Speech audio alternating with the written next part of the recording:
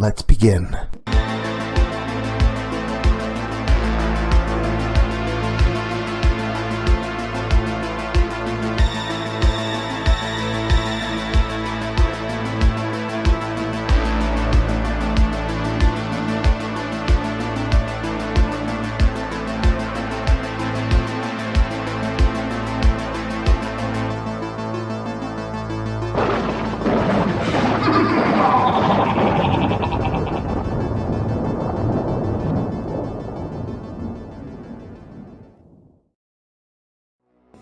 Hey there, scary story fanatics. Welcome back to Cleaving Thought from Bone with your host, Sociopathic. Seems that summer's coming to a close, which means our 4-part mini-series is coming to a close. So, settle in by those monitor screens. It's time for The Chronicles of Shyloh, The Untold Story, Part 4, The Resolve.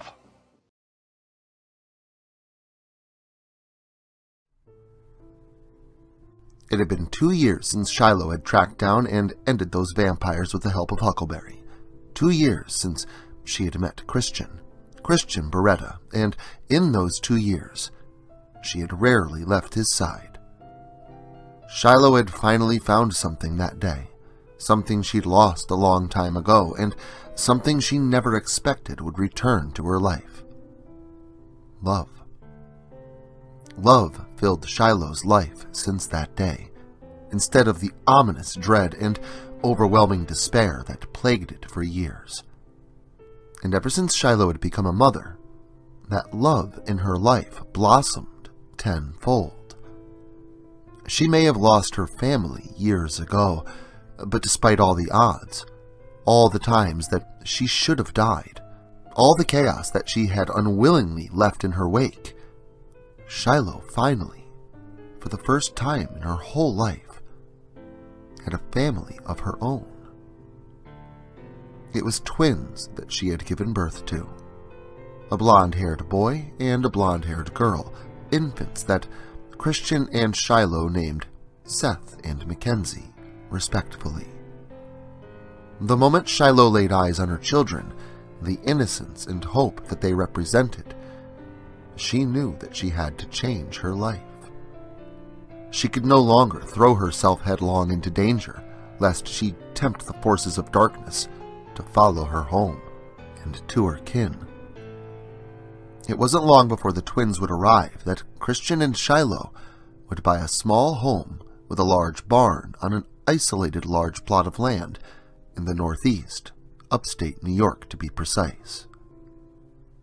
The house was just big enough for the two of them, and what it lacked in square footage, it made up for in spacious surroundings for their children to play in. Soon after, the twins were born, and the family settled in for a relaxing year of what would be the most normal life Shyloh would ever get to experience. Unfortunately, nothing, not even the best of things, can last forever.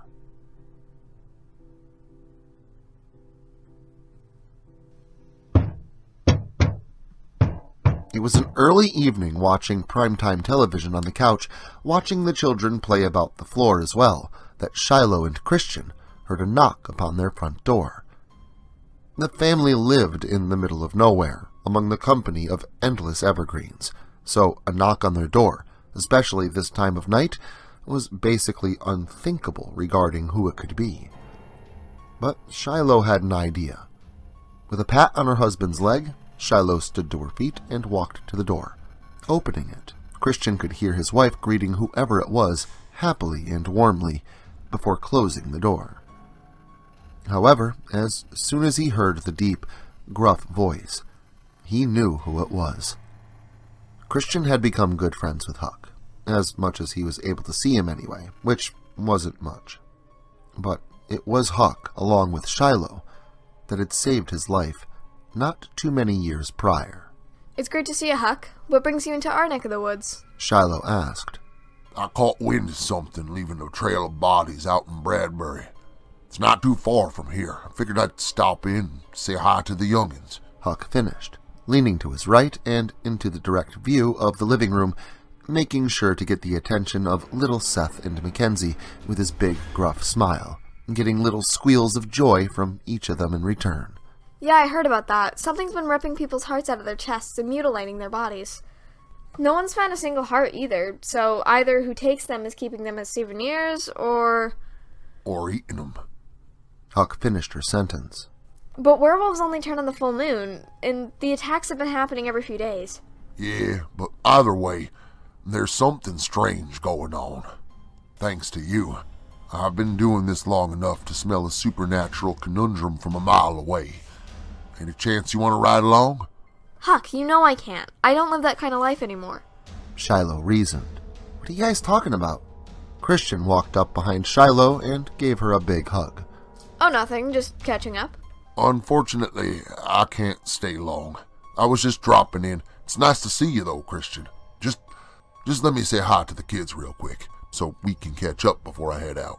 Huck asked, getting a nod before shuffling past the parents and making his way into the living room, presenting the two small twins with each a stuffed animal that Mackenzie began hitting. Seth hugged his. Huck made sure to get in his hellos and a few hugs before turning back to catch up a little bit more with Shyloh and Christian about how things had been for him since he moved himself out of Pennsylvania as well. It wasn't long, however, before Huck said his goodbyes and walked out the front door, closing it behind him. Shyloh and Christian rarely saw much of Huck in recent months, and expected it would be a while before they saw him again. They were wrong.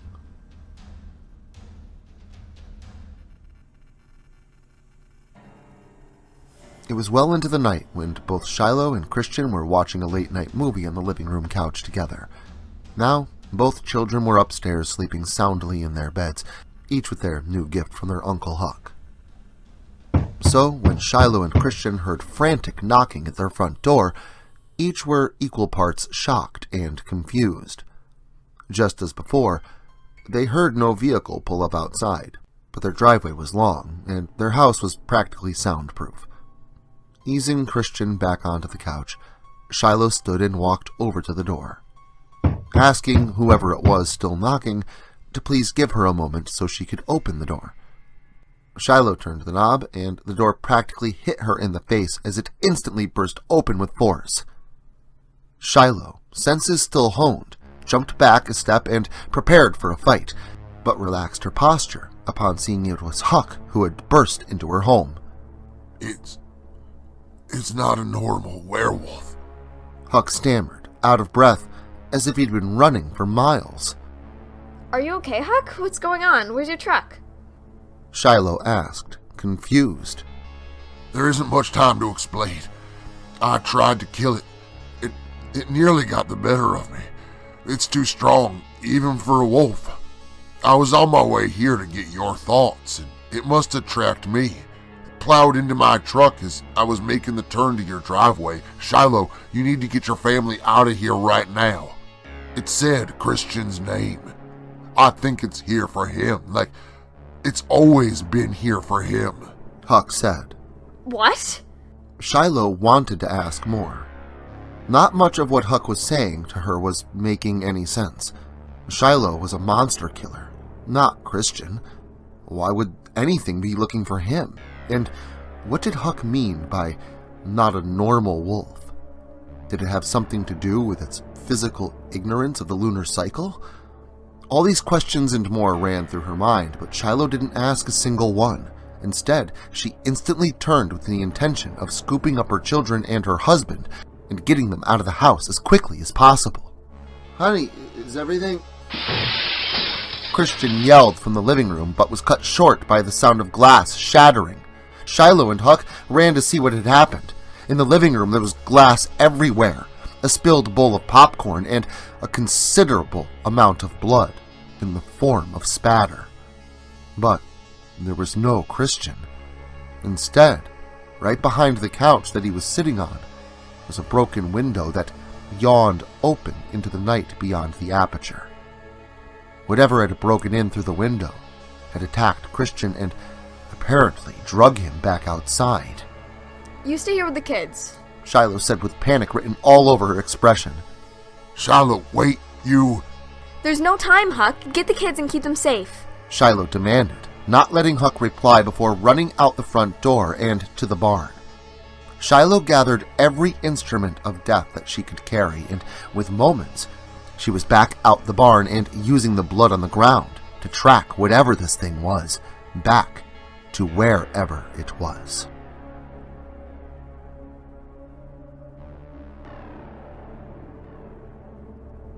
Huck stood guard upstairs outside the bedrooms for Shiloh's children, Seth and Mackenzie. Surprisingly, neither of them had heard any of the commotion and remained fast asleep. Still, Huck didn't sit down, did not lean against the wall. Instead, Huck stood firm and at the ready for anything that may come his way and hurt those young ones. It had been hours, and he even had to use the bathroom pretty badly. His feet and legs were sore, but he didn't even think about moving a muscle. It was so late into the night that it was early morning when Huck heard the front door slam open.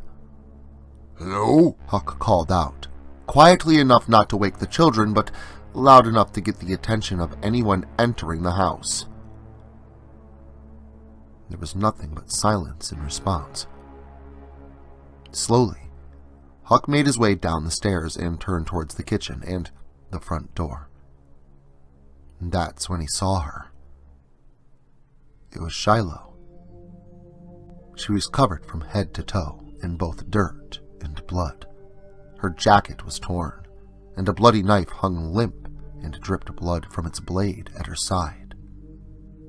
Her hair hung down in front of her face as she leaned against the wall with her back, staring at the floor. But even with her expression hidden from view, Huck could tell that something was terribly wrong. Something horrible had happened. Huck asked her what was wrong, what had happened. Shyloh said nothing. She looked up at him, and her eyes told him that her soul had been broken. She tried to speak, but no words fell out, not until after a few tries, when she was able to mutter out the words. He's dead. Huck knew exactly what she meant, and who was dead. He reached out and wrapped his big arms around her. Shyloh fell into his grasp and began sobbing uncontrollably. It would be hours before she would feel strong enough to have Huck help her gather up her sleeping children, keeping them in a locked car, while Shyloh took Huck to what remained of that monster and her husband. It was only a few minutes later that Huck's crew cab rolled into place at some no-name logging trail for a stone quarry further up ahead. Near to the truck was a small workhouse, and although Shyloh didn't say a word, she did point to it. Huck didn't know it, but Shyloh had every intention of following him inside and helping him do what needed to be done. However, now, she couldn't bear it. She knew that she couldn't look at him the way that he was, like that, again. Huck reassured her and climbed out of his seat, making his way into the workhouse. Blood. Mostly just blood and chunks of meat. Christian was piled in a heap in the corner. His throat had been ripped out and his chest torn wide open. Near to him was what was left of what was once a human being, or a semblance of one. The man was mostly naked, aside from his short trousers and an odd-looking belt. His one arm, the one still attached to his body, still reached outward at his side, as if he'd been recently holding it up in defense or pleading for assistance. Huck couldn't make out the man's facial features because he barely had a face left. Judging from the way the meat clung to the skull beneath, Huck presumed Shyloh must have stabbed him in the face at least 50 times. All that was left of his head was a bulbous mass of flesh and hair covering the back of its round shape. Huck had seen some things hunting monsters, some really bad things, but how this guy looked was comparable, if not beyond, the worst that he had ever witnessed. The fact that it was done at the hands of such a small girl only underscored how rageful Shyloh must have been upon seeing her husband in such a way. Huck understood why she couldn't come back inside with him, so he wrapped both the bodies in sheets, making sure the children were still fast asleep before bringing them each out and gently placing them into the back of his pickup, covering them with a tarp. He would have just enough time to burn the bodies before the sun would rise. From the shadows, something unseen watched just outside the flickering light as the pair conversed beside the raging fire. The thing was intrigued and happy about how events had unfolded. Neither of them knew it yet, but everything had played out just as he had wanted to. The bloodline had been found, and the plan set into motion. Did you find it? The weird thing on his waist? Shyloh murmured apathetically. That weird belt? Yeah. Huck affirmed. Burn it. What? Are you sure? Shyloh just turned and looked at him. Huck looked at the odd fur belt that was once wrapped around the naked man's chest. Huck could tell that there was something wrong with it. Something bad. Like it was cursed. Without a word, he tossed the object into the fire and watched as the flames grew brighter and taller. Seth and Mackenzie snored safely in the back of Huck's crew cab, unaware of the night's events. Shyloh knew that she'd have to find a way to explain to them what had happened, but not yet. First, there was much to be done. Shyloh left the world of hunting things in the dark in order to keep her family safe. She knew that she had heard of the queer happenings in town, and lunar cycle or not, she knew something was off. She'd been doing this long enough to sense such things, but she ignored the problem, trusting others would handle it for her. She considered the what-if scenarios if she had gotten involved, but she knew that she could have endangered her family as well. She'd lost countless loved ones under those exact circumstances before. No, finally, Shyloh knew that this wasn't her fault. There was nothing she could do. Nothing more, anyway. The darkness was always out there, whether she was facing it or not. But maybe, just maybe, she could be the light that stood in its way.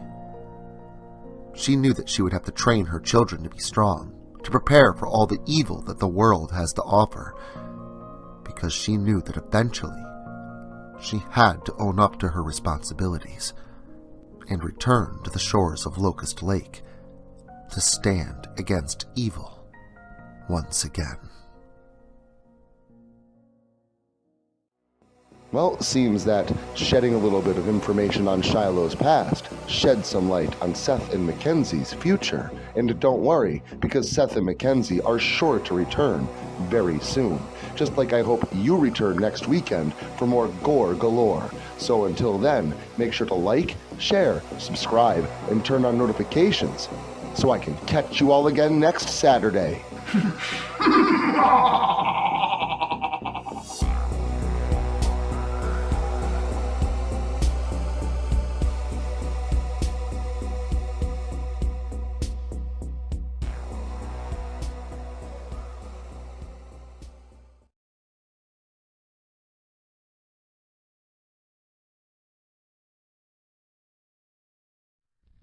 Social media can be very unpredictable, especially regarding horror content. If this content gets removed, all new content will be simultaneously presented on various websites provided in the description to this video. make sure to follow me in other digital spaces so that you never miss out on the terror.